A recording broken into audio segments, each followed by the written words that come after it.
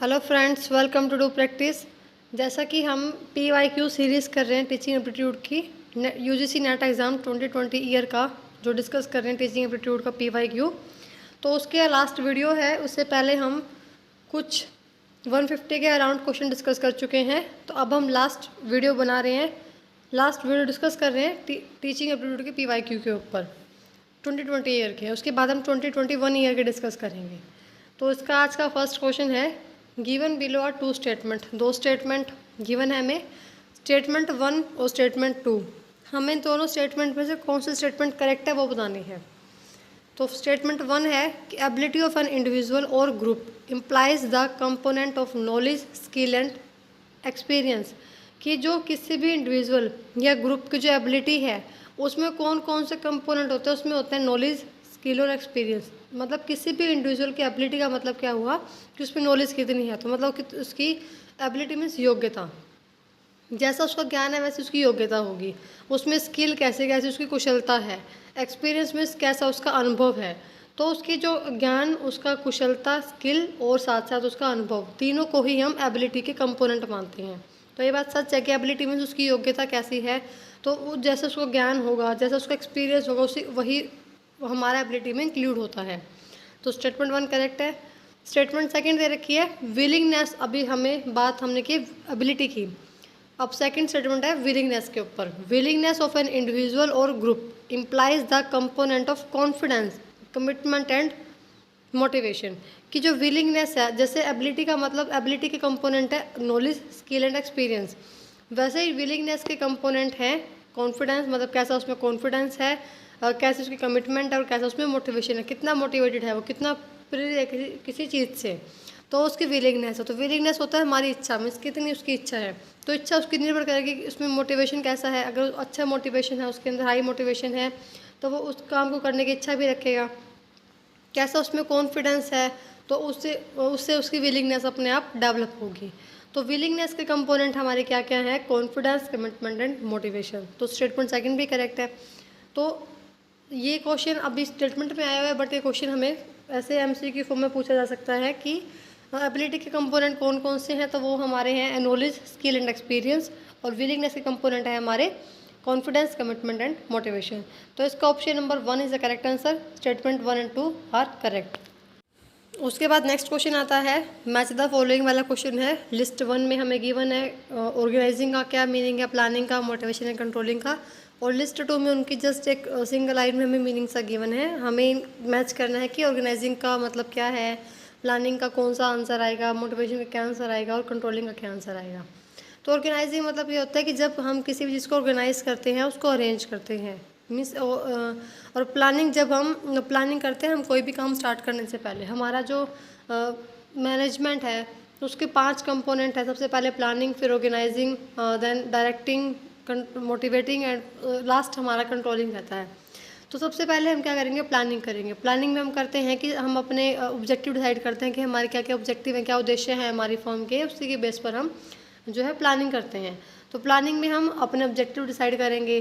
फिर ऑर्गेनाइजेशन में हम सबको उनको ऑर्गेनाइज करेंगे, मीन्स वो प्लानिंग को एग्जीक्यूट करने के लिए, उस प्लान को पूरा करने के लिए हमें क्या क्या मटेरियल चाहिए, क्या क्या हमें जो है मतलब किस किस चीज़ की हमें पीपल की ज़रूरत है, ह्यूमन रिक्वायरमेंट चाहिए, या फिर मटेरियल जो भी हमें उसको कंप्लीट करने के लिए जो चाहिए आदमी, मीन्स जो अभी रिक्वायर्ड है, उसको हम ऑर्गेनाइज करते हैं। और मोटिवेटिंग में जब सब कुछ आ जाएगा हमारे पास, उनको मोटिवेट करेंगे। और कंट्रोलिंग में हम कंट्रोल करेंगे ताकि कुछ वेस्ट चीज़ ना आ जाए। तो हमें यहाँ पे ऑर्गेनाइजिंग का मतलब होता है कि जब हम जो है इकट्ठा लेके आते हैं आदमियों को, या फिर पीपल्स को इकट्ठा लेके आते हैं ताकि हमारे ऑब्जेक्टिव कंप्लीट हो सके। तो ऑर्गेनाइजिंग का जो है आंसर, ऑर्गेनाइजिंग का हमारा आंसर आएगा 3rd। It involves bringing together resource and people. क्योंकि ऑर्गेनाइजिंग का मतलब क्या होता है कि जब हम पीपल को और रिसोर्सेज को साथ में लेके आएंगे ताकि हमारा जो ऑब्जेक्टिव है वो फुलफिल हो सके। एंड ए प्लानिंग, प्लानिंग का आंसर आएगा हमारा 4th, क्योंकि प्लानिंग में हम करते हैं अपने ऑब्जेक्टिव और अपने गोल्स को डिसाइड करते हैं, उनको सेट करते हैं। तो ए का 4th आएगा, बी का 3rd आएगा। उसके बाद मोटिवेटिंग, मोटिवेटिंग का मतलब हम मोटिवेट करते हैं, तो ये हमारा आएगा सी का 2nd। It involves engagement in is a task relevant activities. और डी का आएगा 1st। कंट्रोलिंग मीन्स कि जहाँ पे फीडबैक होता है हमारे रिजल्ट का, और हम जो कंपेयर करते हैं स्टैंडर्ड रिजल्ट को एक्चुअल रिजल्ट के साथ, जो उनमें जो कंपेयर है, जो अगर कंपेयर करने के बाद कुछ कम ज़्यादा रहता है तो उसको हम फॉलो अप करते हैं, ताकि उस जो कमी रही है हमारे एक्चुअल रिजल्ट में स्टैंडर्ड को देखते हुए उसको हम कंप्लीट कर सकें। तो वो हमारा आता है कंट्रोलिंग में, कि जो हमारा वेस्टेज जो हुई है हमारे एक्चुअल रिजल्ट में उसको हम ख़त्म कर सकें। तो इसका आंसर आ जाएगा option number 1 is the correct answer. A का फोर्थ, बी का थर्ड, सी का सेकेंड एंड डी का फर्स्ट। उसके बाद नेक्स्ट क्वेश्चन है, यहाँ भी same match the following question है। लिस्ट 1 में कंसेप्ट गिवन है, लिस्ट 2 में फिलोसफर गिवन है कि कौन सा कंसेप्ट किस फिलोसफर ने दिया है। Causality in age is a priori, तो किसने कंसेप्ट दिया है। कैजुअलिटी सिंथेटिक किसने दिया है। कैजुअलिटी डिसलेक्टिक किसने दिया है। और कैजुअलिटी मटेरियल किसने दिया है। तो हमने बिल्कुल इससे पहले वाले वीडियो में डिस्कस किया था कि अरिस्टोटल ने कोई 4 जो है मटेरियल, कैजुअल मटेरियल जो है कैजुअलिटी के बेस पे कुछ थ्योरीज दी थी। तो उसमें सबसे फर्स्ट जो थ्योरी थी कैजुअल के बेस पे वो हमारी थी मटेरियल कोज। मटेरियल कोज के बाद हमने याद किया था कि मटेरियल आएगा तो फिर उसको हम फॉर्मल फॉर्म में लेके आएंगे, तो फॉर्मल कोज, फॉर्मल के बाद हमारा एफिशिएंट कोज और देन लास्ट हमारा था फाइनल कोज। तो 4 कोज कैजुअलिटी के बेस पे 4 थ्योरी थी जो अरिस्टोटल ने दी थी। तो कैजुअलिटी एक मटेरियल है, तो मीन्स मटेरियल कोज हमने कहाँ पढ़ा था, अरिस्टोटल में। तो मतलब कन्फर्म है कि डी का फर्स्ट आएगा। तो जब डी का फर्स्ट है तो हमें एक कन्फर्म है कि अरिस्टोटल ने एक मटेरियल कोज दिया है, तो मीन्स डी का फर्स्ट है। डी का फर्स्ट हमारा सिर्फ एक ऑप्शन में है, सेकंड ऑप्शन में, जिसमें एक का फोर्थ है casualty is a priori, means वो कांत ने कही है। बी का थर्ड है कैजुअलिटी सिंथेटिक, मतलब हुमे ने कही है। कैजुअलिटी इज डिसलेक्टिक, वो जो है हिगल ने कही है। और कैजुअलिटी इज मटेरियल, वो अरिस्टोटल ने कही है। तो ये है सेकंड आंसर आ जाएगा इसका, ऑप्शन नंबर सेकंड, क्योंकि ये हमें एक कंफर्म था, एक के बेस पे हमने सबके आंसर निकाल लिए, क्योंकि हमें कंफर्म है कि मटेरियल क्लॉज जो है अरिस्टोटल ने दिया है।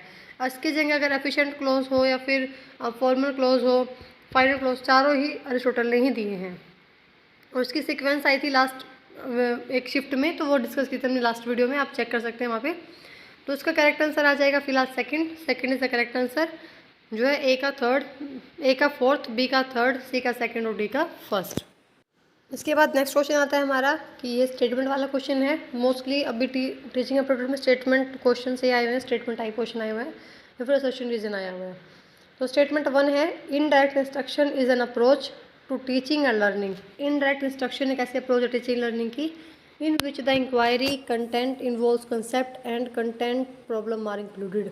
तो इनडायरेक्ट इंस्ट्रक्शन का हमने डिस्कस किया था एक वीडियो के अंदर, most important video 4th part की डिस्कस की थी हमने। उसमें इनडायरेक्ट इंस्ट्रक्शन का मतलब होता है कि जब कोई टीचर है वो डायरेक्ट रूप से इंस्ट्रक्शन ना देके इनडायरेक्टली इंस्ट्रक्शन देता है अपने स्टूडेंट्स को।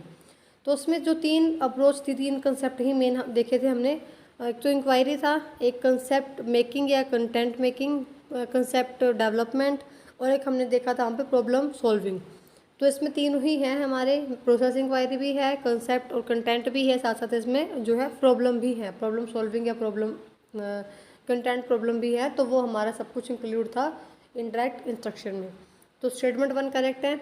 आप चेक करेंगे मोस्ट इंपॉर्टेंट टॉपिक पे हमने 4 वीडियो अपलोड की हैं, अलग से प्लेलिस्ट बनाई हुई है, आप चेक कर सकते हैं। पर आपको बहुत ज़्यादा हेल्प मिलेगी अगर आप वो चेक करेंगे वीडियो, क्योंकि PYQ की मोस्टली जो है पार्ट वहीं से आया है। और मे भी जो आगे का एग्ज़ाम है वहाँ से भी अगर आप देखेंगे तो कम से कम हर शिफ्ट में 2 से 3 क्वेश्चन वहाँ से आएंगे मोस्ट इंपॉर्टेंट टॉपिक से, तो आप चेक कर सकते हैं। उसके बाद स्टेटमेंट 2 है हमारी, in NRT test data tells us about a student level of proficiency in mastery of some skill और सेट ऑफ स्किल।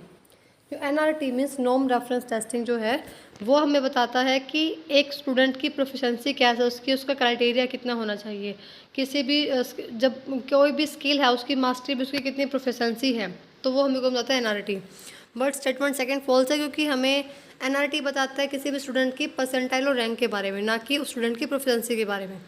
स्टूडेंट का क्राइटेरिया, स्टूडेंट लेवल की प्रोफिशिएंसी हमें बताता है criterion CRT criterion reference test, जो हमें बताता है student level of proficiency. But NRT हमें बताता है कि स्टूडेंट की परसेंटाइल रैंक कितना है, तो वो हमारे NRT बताता है। तो इसके अकॉर्डिंग स्टेटमेंट 2 गलत है और स्टेटमेंट 1 करेक्ट है। तो option number 3 is the correct answer, जहाँ पे स्टेटमेंट 2 गलत है, statement 1 is correct and statement 2 is false. तो option number 3 is the correct answer.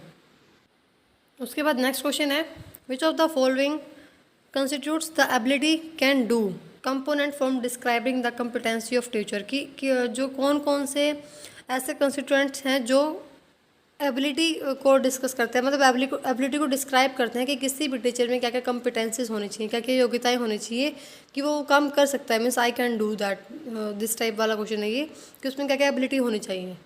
तो फर्स्ट है confidence in performing teaching task. Second है बी पॉइंट इसमें गिवन है knowledge of subject being taught. तो सबसे पहली बात है कि नॉलेज तो होनी चाहिए कि कोई भी टीचर है वो टीचर किस बेस पे बनेगा, किसी ना किसी नॉलेज पे बनेगा। तो जिस भी सब्जेक्ट का वो टीचर बन रहा है, वो लैंग्वेज का है या फिर किसी भी फील्ड में टीचर बन रहा है, तो उस फील्ड की उसको नॉलेज हो। सबसे फर्स्ट पॉइंट तो हमारा वही बनता है। तो बी तो आएगा ही आएगा, क्योंकि जब तक उसको सब्जेक्ट की नॉलेज नहीं होगी तब तक टीचर कैसे बनेगा। वो टीचर मीन्स उसको कुछ ना कुछ स्पेशल नॉलेज है, तो जो सब्जेक्ट वो पढ़ा रहा है उसको नॉलेज होनी चाहिए।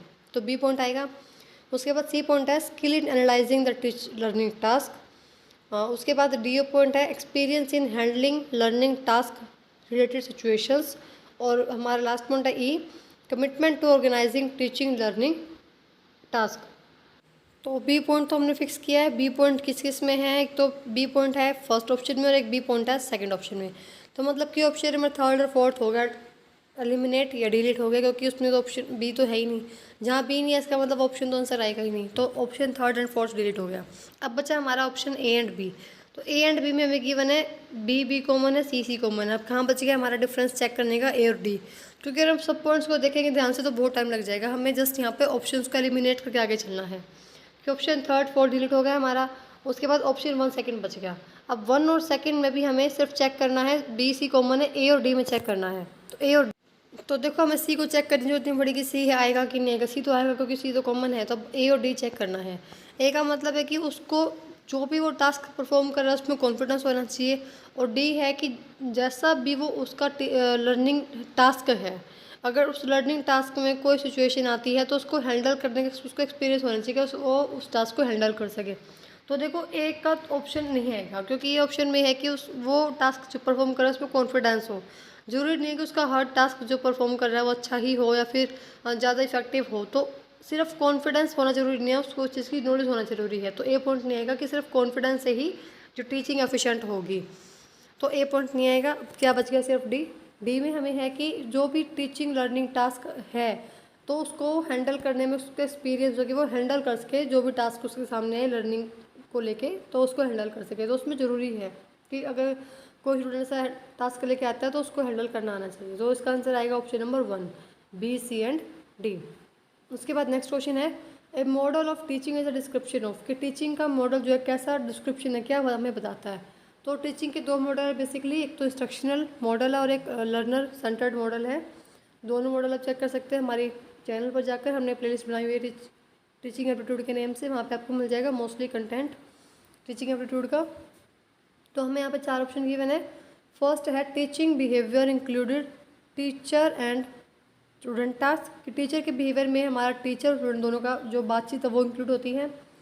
बी ऑप्शन है learning environment including teaching behaviour, learning environment में क्या इंक्लूड होगा, जो टीचर का बिहेवियर है वो इंक्लूड होगा लर्निंग बिहेवियर में, इन्वायरमेंट में सॉरी। और थर्ड पॉइंट है learning behaviour included personality characteristics.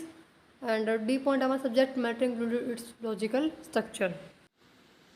तो टीचिंग फर्स्ट ऑप्शन है हमारा teaching behaviour included teacher student task, तो वो तो कोई पॉइंट बनता ही नहीं कि टीचर के बिहेवियर में कैसी उनकी बातचीत है वो इन्वॉल्व होता है, तो ये ऑप्शन तो है ही नहीं। उसके बाद इसका ऑप्शन सेकंड आएगा वैसे, क्योंकि इसमें लिखा हुआ है कि learning involvement included teaching behaviour, जो जैसा टीचर का बिहेवियर होगा, जैसे उसका पढ़ाने का बिहेवियर होगा वही लर्निंग इन्वॉल्वमेंट बनेगा। अगर उसका पढ़ाने का बिहेवियर अच्छा नहीं है तो उसका लर्निंग इन्वॉल्वमेंट है जहाँ पे बच्चे सीखते हैं वो भी अच्छा नहीं होगा। अगर टीचर का बिहेवियर पॉजिटिव है तो वैसा ही लर्निंग इन्वॉल्वमेंट होगा। मीन्स लर्निंग इन्वॉल्वमेंट में टीचर का बिहेवियर भी इंक्लूड होता है। तो इसका ऑप्शन नंबर सेकंड आ जाएगा। Option number second is the correct answer, learning involvement included teaching behaviour. Next question है one reflective level teaching and learning are successful student emerge with, कि जब रिफ्लेक्टिव लेवल टीचिंग का जो है हमारे 3 level teaching के हैं, मेमोरी, अंडरस्टैंडिंग एंड रिफ्लेक्टिव। तो जब रिफ्लेक्टिव लेवल आता है टीचिंग का, जब रिफ्लेक्टिव लेवल है टीचिंग को, जब रिफ्लेक्टिव लेवल है और जब टीचिंग लर्निंग दोनों सक्सेसफुल हो जाते हैं, मतलब दोनों सफल हो जाते हैं टीचिंग और लर्निंग, तो फिर स्टूडेंट कैसे इमर्ज होता है, कैसे वो अपने आप को इमर्ज करता है। तो ए पॉइंट हमें गिवन है student a strong logical base to retain the information. B point है an endless store of tested insight of a generalise character. C point है firm relationship structure in terms of information, and D point है an enhanced ability to develop and solve problem to their own, and E point है see relationship and tool use of fact. देखो बिल्कुल simple सा concept है reflective teaching का, जहाँ पे कुछ आपको बेसिक से कीवर्ड याद रखने हैं, जैसे कि प्रॉब्लम सॉल्विंग है, या फिर अपना कंसेप्ट कुछ डेवलप करना है, या फिर जो है लॉजिकल रीजनिंग का कुछ पॉइंट है, तो वो हमारा सब कुछ रिफ्लेक्टिव लेवल में आता है। बट जो रिलेशनशिप वर्ड है, कंसेप्ट वर्ड है, एग्जाम्पल्स वर्ड है, वो हमारे अंडरस्टैंडिंग लेवल के आते हैं। तो अभी इसमें ई पॉइंट में अंडरस्टैंडिंग लेवल का पॉइंट गिवन है कि रिलेशनशिप चेक करता है वो फैक्ट के बीच में, तो वो हमारा ई पॉइंट आएगा नहीं। जब ई पॉइंट नहीं आएगा तो अभी ऑप्शन नंबर 4 डिलीट हो गया। ऑप्शन 4 डिलीट हो गया तो हमारे पास ऑप्शन बच गया ए, बी एंड 1, 2 एंड 3, 3 ऑप्शन बच गए हमारे पास, फर्स्ट, सेकंड एंड थर्ड। तो उसके बाद हम एक तो हमारा आएगा इसका आंसर बी, क्योंकि इसमें लिखा हुआ है कि एक इसमें जो स्टूडेंट है वो उसके अंदर अपने मतलब अपने माइंड के अंदर वो ज़्यादा ज़्यादा बड़ी मात्रा में क्या कर सकते हैं, इन्फॉर्मेशंस को, कैरेक्टर्स को स्टोर कर सकता है, उनको टेस्ट कर सकता है। मतलब उसमें ये पावर आ जाती है कि वो उसमें नॉलेज एबिलिटी आ जाती है कि वो उनको स्टोर करके टेस्ट कर सकता है। एंड डी पॉइंट है कि एक एनहांस्ड एबिलिटी है उन बच्चों में कि वो किसी भी प्रॉब्लम को डेवलप कर सकते हैं और किसी भी प्रॉब्लम को सॉल्व कर सकते हैं अपने बिहाफ पे, मतलब खुद से वो किसी प्रॉब्लम का सोल्यूशन निकाल सकते हैं। उनमें एबिलिटी एक योग्यता डेवलप हो जाएगी कि वो किसी भी प्रॉब्लम का सोल्यूशन निकाल सकते हैं। तो इसका आंसर आएगा B and D, option second is the correct answer, कि डाटा को, कैरेक्टर्स को टेस्ट करना और प्रॉब्लम को सॉल्व करना। उसके बाद नेक्स्ट क्वेश्चन आता है हमारा। नेक्स्ट क्वेश्चन है फिर, from the following list of methods of teaching used in instruction of higher learning identify those which are learner centred. अभी यहाँ पे हमें 5 मेथड्स गिवन है टीचिंग के। तो इन मेथड्स की लिस्ट में से हमें उन 5 मेथड्स को चेक करना है जो हायर लेवल के यूज़ होंगे, मीन्स जो हायर लर्निंग, जो हायर जैसे एक तो होता है कि हमें स्कूल लेवल लर्निंग होती है, एक होती है हायर लेवल लर्निंग जो हमारे कॉलेज लेवल पे आती है।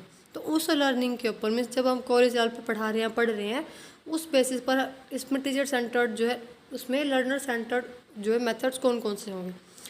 अभी ध्यान रखने वाली बात है कि लर्नर सेंटर्ड हमने याद किया वो है, बट इसने पूछा कि हायर लर्निंग कौन से होंगे। तो हायर लर्निंग कौन से होंगे, फर्स्ट है प्रोजेक्ट वर्क, बी है चॉक एंड टॉक। तो हायर लर्निंग में देखो चॉक एंड टॉक तो यूज़ होता ही नहीं है, क्योंकि वहाँ पे जो है मोस्टली आपका कंसेप्ट आपको डेवलप कर लेते हैं अपना। सी है लेक्चरिंग विद ऑडियो विजुअल, ये हो सकता है, और लेक्चरिंग में तो लर्नर सेंटर्ड है ही नहीं, तो लेक्चर तो कट गया। उसके बाद डी है कंप्यूटर इंस्ट्रक्शंस, और लास्ट है हमारा साइमुलेशन एंड रोल प्लेइंग। तो देखो साइमुलेशन एंड रोल प्लेइंग बिल्कुल है, पक्का है, क्योंकि ये आपका जो बड़े लेवल पे होता है, मीन्स जब आप हायर लर्निंग करते हैं, अपना हायर स्टडी करते हैं, तो वहाँ पे आपको रोल प्लेइंग मिलता है, आपको कोई रोल मिलता है, केस स्टडी मिलती है, वहाँ पे वो आपको जो है खुद से उस पर काम करना होता है। रोल प्ले मीन्स आपको कुछ दिया जाएगा रोल, उसको आपको प्ले करना है और सोचना है कि अगर मैं इस रोल को प्ले कर रहा हूँ तो मैं क्या सोल्यूशन निकालूंगा उस चीज़ का, क्या उसको मैं सोल्व कर सकता हूँ, कैसे सोल्व कर सकता हूँ। तो वो रोल प्लेइंग है, वो आपको हायर स्टडी पे यूज़ होगा, स्कूल लेवल पे आप उसको यूज़ नहीं कर सकते हैं। एंड साइमुलेशन भी हायर स्टडी पे यूज़ होता है, तो मीन्स ये ऑप्शन आएगा ही आएगा। एंड प्रोजेक्ट वर्क हमारा होता है लर्नर सेंटर्ड, बट ये हायर स्टडी के लिए यूज़ नहीं होता, हायर लर्निंग में यूज़ नहीं होता। एंड चॉक एंड टॉक और लेक्चर्स तो हमारे दोनों ही टीचर सेंटर्ड हैं, तो बी एंड सी तो आएगा ही नहीं आएगा, क्योंकि दोनों ही टीचर सेंटर्ड हैं। अब बचा डी और ई, तो बस option D and D is correct answer, क्योंकि ऑप्शन ई सिर्फ हमें है नहीं ऑप्शन में, तो ऑप्शन आ जाएगा second is the correct answer, जहाँ पे हमें गिवन है डी एंड डी।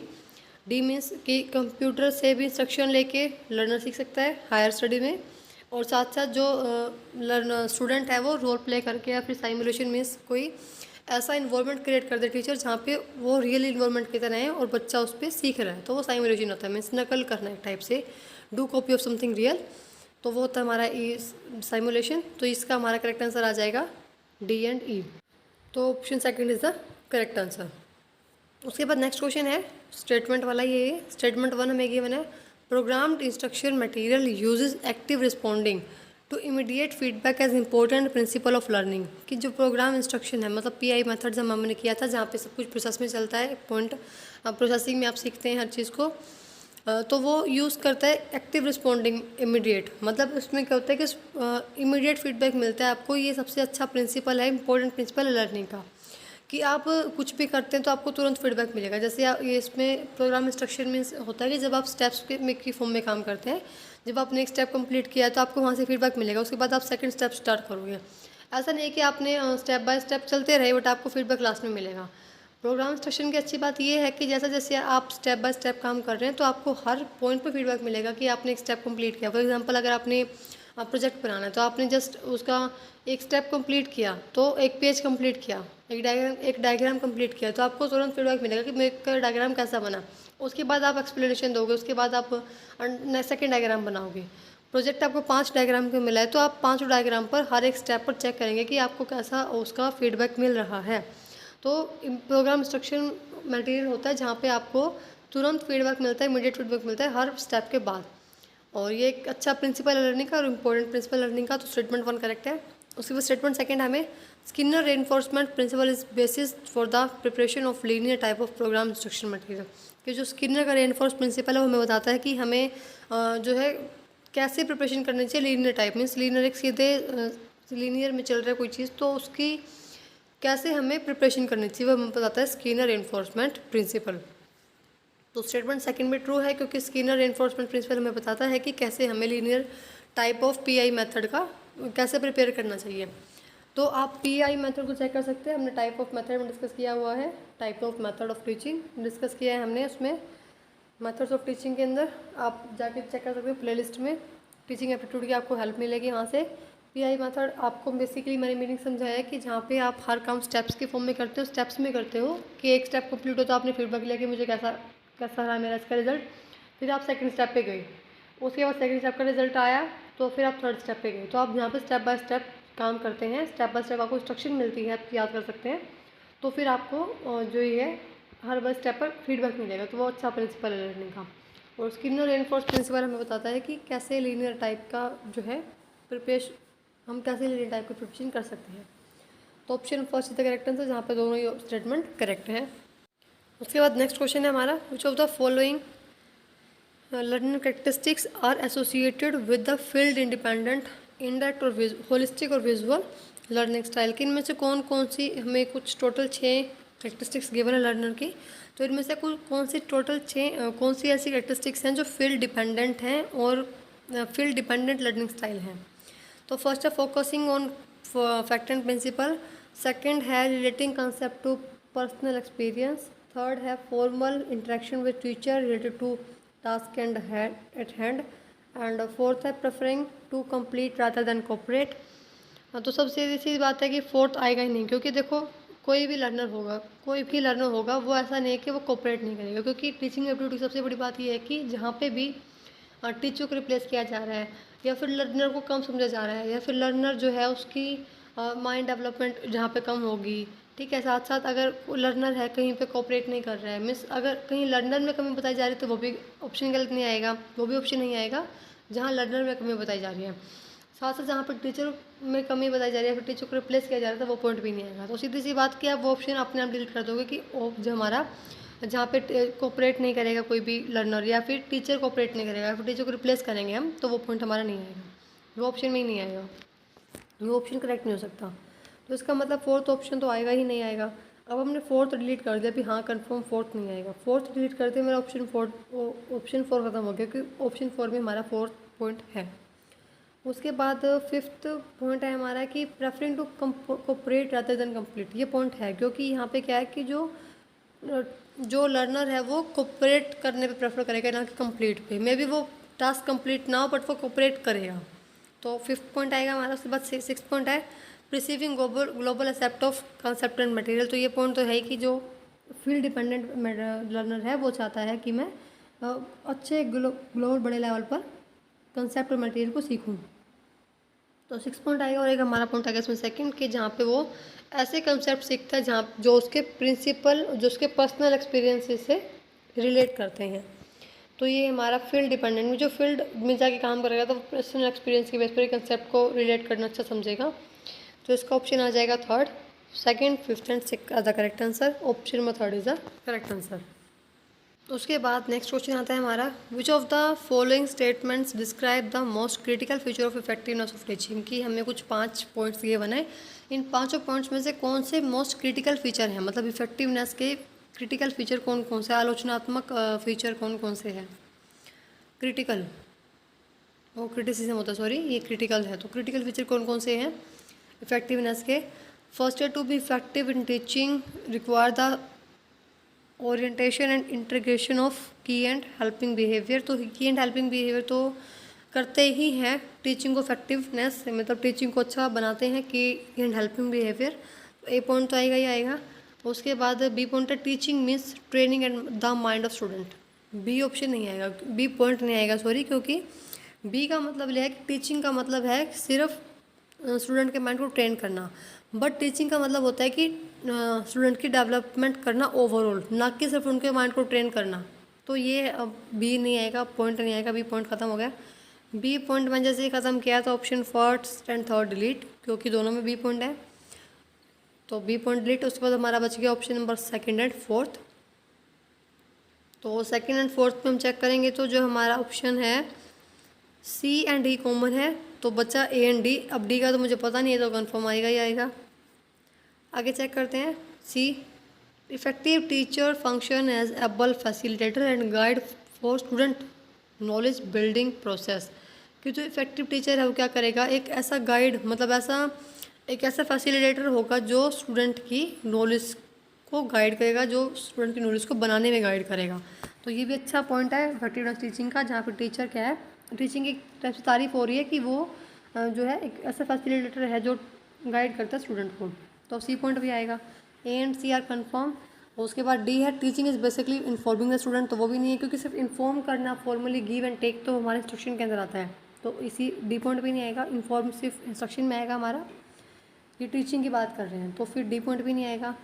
तो बी एंड डी डिलीट हो गए। उसके बाद ई है through effective teaching student can be thought to become agent of their own learning. जैसे इफेक्टिव टीचिंग से क्या होगा कि जो स्टूडेंट है वो खुद के लर्निंग के एजेंट बनने शुरू कर देंगे। तो ये पॉइंट अच्छा है, क्योंकि स्टूडेंट अपनी नॉलेज को इतना अच्छा डेवलप कर सकते हैं इस पॉइंट में, इस लेवल पे आके।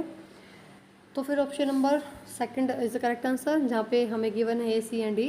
ए मतलब कि की एंड हेल्पिंग बिहेवियर भी अच्छा फीचर है इफेक्टिवनेस ऑफ टीचिंग का, साथ साथ टीचर एक अच्छा फैसिलिटेटर है जो गाइड करेगा स्टूडेंट को, और साथ साथ जो टीचर है वो इफेक्टिव टीचिंग के थ्रू स्टूडेंट को ऐसा बना देता है कि वो अपनी लर्निंग का एजेंट बन जाता है। तो option second is the correct answer, A C and E. उसके बाद नेक्स्ट क्वेश्चन आता है हमारा for organising effective teaching learning system in college. मतलब कॉलेज के अंदर बात चल रही है कि जब हम अच्छा सिस्टम बनाना चाहते हैं, उसको ऑर्गेनाइज करना चाहते हैं, तो विच of the following instructional strategy not indirect instructional strategy. यहाँ पे इनडायरेक्ट वर्ड नहीं है, तो आप उन 5 चीज़ों को, या 3 चीज़ें हमने पढ़ी थी, इंक्वायरी एंड कंसेप्ट कंटेंट, या फिर हमने देखा था प्रॉब्लम सॉल्यूशन। तो वो तीनों पॉइंट आप नहीं याद रखेंगे, क्योंकि कभी आप इंस्ट्रक्शनल स्ट्रेटेजी को चेक करते ही वो 3 पॉइंट टच पर क्लिक कर दो, बट वो इनडायरेक्ट इंस्ट्रक्शनल स्ट्रेटेजी के हैं, ना कि इंस्ट्रक्शनल स्ट्रेटेजी के। वो हमारे हैं इनडायरेक्ट, जब इनडायरेक्ट रूप से स्ट्रेटेजी बनाए जाएंगे तब। वे मे बी कंसिडर अप्रोप्रिएट कि कॉलेज लेवल पे कौन कौन सी इंस्ट्रक्शनल स्ट्रेटेजी यूज़ होंगी टीचिंग लर्निंग सिस्टम के लिए।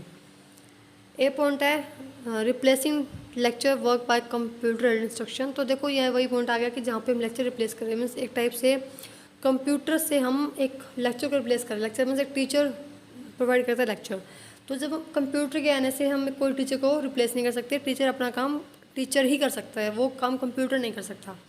तो जहाँ पे टीचर को रिप्लेस करेंगे, लेक्चर को रिप्लेस करेंगे, तो वो पॉइंट आएगा ही नहीं, तो ए पॉइंट तो आएगा ही नहीं। उसके बाद बी पॉइंट है attuning teaching in terms of can do, willing do, will do, analysis in respect of student readiness level. तो ये अच्छा पॉइंट है कि जो टीचिंग है वो एबल है, करना चाहता है कि बच्चे की रीडनेस लेवल के रिस्पेक्ट के बारे में कुछ काम करना चाहता है, उसके साथ ट्यून बनाना चाहता है। तो बी पॉइंट अच्छा है। उसके बाद सी है introduction of biometric based attendance in the class. तो ये तो कुछ पॉइंट बनता ही नहीं, इससे तो क्या अच्छा स्ट्रेटजी बनेगी, तो ये तो सी पॉइंट आएगा ही नहीं। उसके बाद ये पॉइंट है involving student giving responsibility in recognising the accomplished. मतलब यहाँ पे क्या करते हैं, इन्वॉल्व करते हैं स्टूडेंट को, नॉट इन्फॉर्म नहीं करते, हम यहाँ पे स्टूडेंट को इन्वॉल्व करते हैं, उनको शामिल करते हैं, उनको रिस्पॉन्सिबिलिटी देंगे, उनको रिकोगनाइज कराएंगे, जिससे वो अपना काम, इससे जो है कॉलेज लेवल पर उनकी पहचान बनेगी, वो जागरूक रहेंगे। तो इसका आंसर आएगा option first, B, D and E. Next question है which of the following are the learner related factors in determining effectiveness of teaching. देखो इफेक्टिवनेस ऑफ टीचिंग एक अच्छा कंसेप्ट है जो मोस्टली क्वेश्चन कवर कर रहा है। इफेक्टिवनेस ऑफ टीचिंग कभी स्टेटमेंट में आके है, कभी पॉइंट्स में आया है, कभी ऑप्शंस में डायरेक्ट ऑप्शंस आए हैं, तो बहुत ज़्यादा पॉइंट क्वेश्चन कवर हो रहे हैं इफेक्टिवनेस ऑफ टीचिंग टॉपिक से। तो इसमें पूछा गया कि इफेक्टिवनेस ऑफ टीचिंग को निर्धारित करते वक्त कौन कौन से लर्नर रिलेटेड फैक्टर होंगे। ए है task relevant competency of learner, B है content of teaching method, C है composition of classroom and D है रीडनेस लेवल ऑफ स्टूडेंट। तो रीडनेस मीन्स कैसा वो रीड कर सकता है, कैसा उसकी रीडनेस लेवल है। तो ये पॉइंट तो आएगा ही आएगा कि वो किस लेवल पे रीड कर सकता है या फिर कैसा उसका बिहेवियर, कैसा उसका बैकग्राउंड है, सब कुछ हमारे रीडनेस लेवल में ही आता है। तो डी पॉइंट आएगा ही आएगा। बट क्लास का कंपोजिशन कैसा होगा वो ना तो टीचिंग की इफेक्टिवनेस पर डिपेंड करता है और ना ही लर्नर के फैक्टर पे, तो सी पॉइंट नहीं आएगा। उसके बाद हमारा बी पॉइंट है कंटेंट ऑफ टीचिंग मेथड कि जो हम टीचिंग मेथड यूज़ करें उसका कंटेंट कैसा है, तो वो भी कुछ नहीं, टीचिंग मेथड का कंटेंट नहीं अच्छा इतना मैटर करता। उसके बाद ये है कि टास्क अच्छे होने चाहिए, टास्क रेलिवेंट होने चाहिए, जो लर्नर की कंपिटेंसी को अच्छा करें, उनकी योग्यता को बढ़ाएं। तो task relevant competency of learner होने चाहिए। तो इसका ऑप्शन आ जाएगा A and E. Second option is the correct answer, A and E. और उसके बाद नेक्स्ट क्वेश्चन आता है हमारा, ये स्टेटमेंट वाला क्वेश्चन फिर से आ गया। स्टेटमेंट का क्वेश्चन है, स्टेटमेंट 1 है straight forward admission of one on limitation is accessible in the academic ecosystem. And statement second given as sweet corporate talks tend to mask the weakness of the teacher and make him popular in the long run. कि अगर statement 1 के according बोला गया कि कोई ऐसा admission जो street forward होगा, मतलब सीधा होगा, तो वो किसी को भी उसकी लिमिटेशन बताएगा कि कैसा उसको कैसे उसकी लिमिटेशन है किसकी उसके एकेडमिक इकोसिस्टम के बारे में। तो स्टेटमेंट 1 करेक्ट है। बट स्टेटमेंट सेकंड बोल रहा है कि अच्छा स्वीट कॉर्पोरेट टॉक होंगे, बातचीत होंगी, तो वो किसी भी टीचर की वीकनेसेस को ख़त्म कर देंगे, उसके ऊपर मास्क लगा देंगे, तो वो गलत है। क्योंकि अच्छी बातचीत से टीचर की वीकनेस ख़त्म नहीं होगी, टीचर की वीकनेस ऐसे ही रहेंगी। अच्छी अगर भले ही वो बोलचाल में अच्छा है, पर उससे उसकी वीकनेसेस नहीं छुप सकती, उस पर मास्क नहीं लग सकता। तो ये और make popular in the long run, तो ये भी एक टीचर के बारे में नेगेटिव पॉइंट है कि वो अगर अब बातचीत रखेगा तो उसकी जो है वीकनेस पर मास्क लग जाएगा, तो वो पॉइंट है कि नेगेटिव पॉइंट है टीचर के लिए, तो वो पॉइंट नहीं आएगा हमारा। तो स्टेटमेंट 1 करेक्ट है, बट स्टेटमेंट सेकंड फॉल्स है, क्योंकि अच्छी बातचीत से टीचर पॉपुलर नहीं होगा, उसके कंटेंट से, उसके मेथड से, उसकी टीचिंग वे से वो पॉपुलर होगा लॉन्ग रन में। तो statement second is the false, but statement first is the correct. तो option third is the correct answer, जहाँ पर स्टेटमेंट 1 करेक्ट और स्टेटमेंट सेकंड फॉल्स है। उसके बाद नेक्स्ट क्वेश्चन आता है हमारा, which of the following potential factors affecting teaching are related to instructional facility are and learning environment. ये हमें कुछ 5 पॉइंट्स गिवन नीचे, 5 पॉइंट्स में से ऐसे कौन कौन से पोटेंशियल फैक्टर्स हैं जो टीचर को अफेक्ट करते हैं, जो टीचर पर प्रभाव डालते हैं किसके रिलेशन में, उनकी इंस्ट्रक्शनल फैसिलिटी और लर्निंग इन्वायरमेंट को देखते हुए। तो फर्स्ट है praise and encouragement by teacher. उसके बाद सेकेंड है non availability of teacher ready material for use. तो ये तो पॉइंट आएगा नहीं, क्योंकि सिर्फ जो है रेडी मटेरियल ऑफ यूज़ नहीं करते, वो सिर्फ जो मटेरियल रेडी होगा उसी को यूज़ नहीं करेंगे, कहने का मतलब। एंड उसके बाद ready material for use. Third है proactive moves in interactive process. And fourth है shortage of highly qualified teachers. And fifth है अवेलेबिलिटी ऑफ स्मार्ट क्लासेस। तो टीचर का इफेक्ट कौन कौन से करेंगे कि अच्छा लर्निंग एनवायरनमेंट किससे अच्छा होगा, जब स्मार्ट क्लासेस होंगी, जो टीचर है वो इंटरेक्टिव वे में सबसे बातचीत करेगा, साथ साथ वो ऐसे टेक्स्ट बुक ना होने से भी वो अपना काम चलाएगा, मतलब उनके ना अवेलेबिलिटी से भी वो काम करेगा। तो इसका ऑप्शन आ जाएगा second is the correct answer, second third and fifth point आएगा इसके अंदर। क्योंकि सिर्फ परहेज करना ही लर्निंग एनवायरनमेंट को या टीचर को अच्छा नहीं बनाएगा, उसकी प्रशंसा करना अच्छा नहीं बनाएगा, और ना अगर हाईली क्वालिफाइड टीचर की कमी होगी तब भी लर्निंग एनवायरनमेंट अच्छा नहीं बनेगा। तो ऑप्शन फर्स्ट एंड फोर्थ आएगा, तो बच गया हमारा सेकंड थर्ड एंड फिफ्थ। तो option second third and fifth and the correct answer. तो option second is the correct answer. तो आज डिस्कस किए हैं हमने इस वीडियो में 15 क्वेश्चन।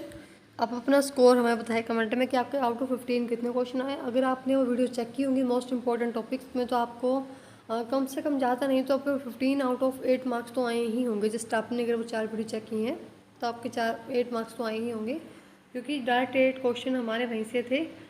तो ये हमने आज 15 क्वेश्चन डिस्कस किया। अपना स्कोर कमेंट करना ना भूलें आप, और अगर आपको वीडियो अच्छी लगी है तो लाइक शेयर कमेंट करना भी ना भूलें, क्योंकि वो आपके कमेंट से हमें मोटिवेशन मिलता है, हमें अच्छा लगता है कि आपको हमारा किया हुआ काम पसंद आ रहा है, आपको अच्छा लग रहा है, आपको समझ में आ रहा है।